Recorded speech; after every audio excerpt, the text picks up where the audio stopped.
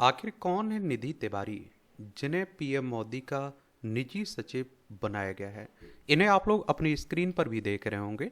तो इनके बारे में एक सामान्य जानकारी हम लोग देख लेते हैं, जान लेते हैं। भारतीय विदेश सेवा आईएफएस की अधिकारी निधि तिवारी को प्रधानमंत्री नरेंद्र मोदी का निजी सचिव यानी कि प्राइवेट सेक्रेटरी नियुक्त किया गया है। ये आप देखते हैं यूपीएससी जो सिविल सर्विस का एग्जाम होता है ना, उसी को क्वालिफाई किया हुआ है इन्होंने। भारत सरकार के कार्मिक एवं प्रशिक्षण विभाग डीओपीटी ने 29 मार्च को इस संबंध में आदेश जारी किया और कहा कि कैबिनेट की नियुक्ति समिति ने निधि की नियुक्ति की मंजूरी दे दी और डीओपीटी ने यह आदेश तत्काल प्रभाव से लागू होने की बात कही है। निधि अभी तक प्रधानमंत्री कार्यालय में बतौर डिप्टी सेक्रेटरी अपनी सेवाएं दे रही थी। उनकी नियुक्ति सह अवधि को टर्मिनस के आधार पर की गई है। सह अवधि का मतलब ऐसे कार्यकाल से है जो प्रधानमंत्री का कार्यकाल समाप्त होने या अगले आदेश तक होगा। और इस पद पर रहते हुए निधि तिवारी अब पीएम मोदी के रोजमर्रा के प्रशासनिक कामकाज जैसे शेड्यूल मैनेज करना, पॉलिसी और आप देखिए एडमिनिस्ट्रेटिव कोऑर्डिनेशन और कम्युनिकेशन आदि को संभालेंगी। और 2014 बैच की आईएएफएस अधिकारी निधि तिवारी ने सिविल सेवा परीक्षा 2013 में 96वीं रैंक हासिल की थी। और इसीलिए तो कहते हैं कि पढ़ लो भैया, प्रधानमंत्री का सेक्रेटरी भी बन जाएंगे आप। अपनी नई नियुक्ति से पहले निधि पिछले लगभग 2.5 साल से प्रधानमंत्री कार्यालय पीएमओ में अपनी सेवाएं दे रही हैं। निजी सचिव बनने से पहले पीएमओ में उप सचिव के रूप में काम कर रही थी। वह इस पद पर विदेश और सुरक्षा मामलों से संबंधित प्रमुख विभागों को संभाल रही थी। इससे पहले निधि तिवारी नवंबर 2022 में प्रधानमंत्री कार्यालय पीएमओ के अंडर सेक्रेटरी अवर सचिव के रूप में भी शामिल हुई थी। 2013 की सिविल सेवा परीक्षा पास करने से पहले उन्होंने वाराणसी में सहायक आयुक्त वाणिज्यकर के रूप में भी काम किया था। और निधि तिवारी के पति सुशील जायसवाल पेशे से डॉक्टर हैं और वाराणसी में अपने हॉस्पिटल का संचालन करते हैं। निधि के बारे में डॉक्टर सुशील जायसवाल खुशी जाहिर करते हुए कहते हैं कि सर्विस में अलग अलग जिम्मेदारियां मिलती रहती हैं, लेकिन यह एक बड़ी जिम्मेदारी है। निधि बहुत मेहनती है और नौकरी के प्रति उनकी रुचि भी है। पीएमओ में अपने कार्यकाल से पहले निधि की तैनाती विदेश मंत्रालय में थी और यहां वह निरस्त्रीकरण, डिसआर्मामेंट और अंतर्राष्ट्रीय सुरक्षा मामलों की टीम का हिस्सा थी। अंतर्राष्ट्रीय संबंधों में उनकी विशेषज्ञता पीएमओ में जाने के बाद अहम साबित हुई और जहां उन्होंने राष्ट्रीय सुरक्षा सलाहकार अजीत डोभाल के तहत विदेश और सुरक्षा कार्यक्षेत्र में योगदान भी दिया। नौकरी से इस्तीफा देकर सिविल सेवा परीक्षा की तैयारी की इन्होंने। लखनऊ से ताल्लुक रखने वाली निधि तिवारी ने अपनी शुरुआती पढ़ाई लिखाई से लेकर ग्रेजुएशन तक की शिक्षा यहीं से पूरी की है।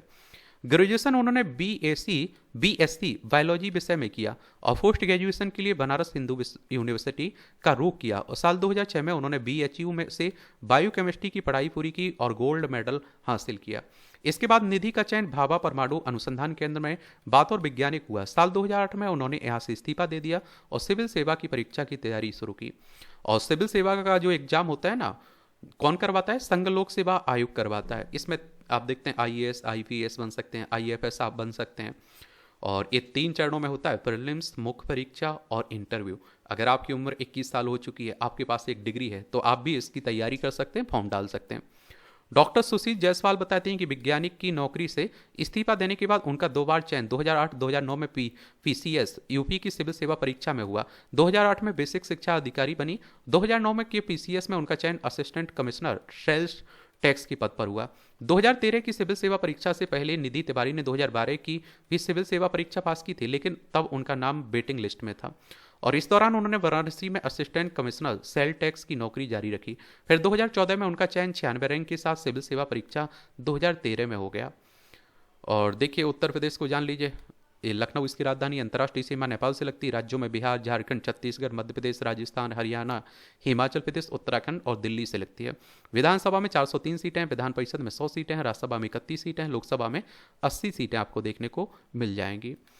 अब टीम मोदी में और कौन कौन है अभी, तो आप देखिए प्रधानमंत्री कार्यालय में डॉक्टर प्रमोद कुमार पीके मिश्रा प्रधानमंत्री के प्रधान सचिव के रूप में कार्यरत हैं और पीके मिश्रा गुजरात कैडर के 1972 के बैच के सेवानिवृत्त आईएएस अधिकारी हैं। पीएम मोदी जब गुजरात के मुख्यमंत्री थे तो उन्होंने 2001 से 2004 के बीच मोदी के प्रधान सचिव के रूप में भी काम किया था। और लिस्ट में दूसरा नाम अजीत डोभाल का है। जो पीएम बातौर राष्ट्रीय सुरक्षा सलाहकार तैनात हैं। डोभाल सबसे लंबे समय तक सेवा देने वाले एनएसए हैं। 2014 से लेकर अब तक वह इस पद पर हैं। 1968 में डोभाल बातौर आईपीएस केरल कैडर में शामिल हुए थे। 2004-5 में इंटेलिजेंस ब्यूरो के निदेशक भी रहे। अगला नाम है शक्तिकांत दास का, जिन्हें फरवरी 2025 में प्रधान सचिव 2 की जिम्मेदारी दी गई। ओडिशा में जन्मे शक्तिकांत दास 1980 बैच के आईएएस अधिकारी हैं। दास को प्रधानमंत्री नरेंद्र मोदी के पसंदीदा अधिकारियों में से एक माना जाता है और वह 6 साल तक आरबीआई गवर्नर भी रहे। रिजर्व बैंक ऑफ इंडिया की बात हो रही, बैंकों का बैंक भी कहते हैं। 1 अप्रैल 1935 में स्थापना हुई थी। मुंबई महाराष्ट्र में हेडक्वार्टर देखने को मिलेगा। इनके अलावा विवेक कुमार आईएफएस 2004 और हार्दिक सतीश चंद्र शाह पीएमओ में बातौर निजी सचिव काम कर रहे हैं। शाह 2010 के बैच के गुजरात कैडर के अधिकारी हैं। तो इस तरह से आप देखेंगे, यही कहानी है निधि तिवारी की। धन्यवाद।